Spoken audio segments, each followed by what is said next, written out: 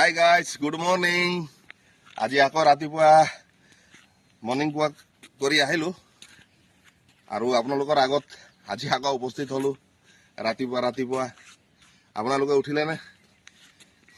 আৰু ভগৱানৰ আশীৰ্বাদত আপোনালোকে কুশল মংগল ভালে ভালে আছে, সুস্বাস্থ্যৰে আছে।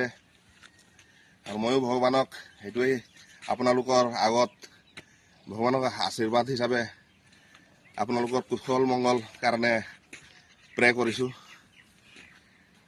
আৰু কালি মই কৈছিলোঁ যে ফ্ৰী অক্সিজেন মানে কি, আৰ্লি মৰ্ণিং যোনটো বতাহ পোৱা যায় সেইটো ৰাতিপুৱাহে ওৱান টাইম পোৱা যায়, আৰু বাকী পাছত কি হয় আপোনাৰ লাহে লাহে গাড়ী বাহন চলাচল কৰে, কল কাৰখানা চালু হয়, তেতিয়া আমাৰ এই পৰিৱৰ্তনটো বেয়া হৈ যায়, আমাৰ বতাহ চলাচলটো বেয়া হৈ যায়।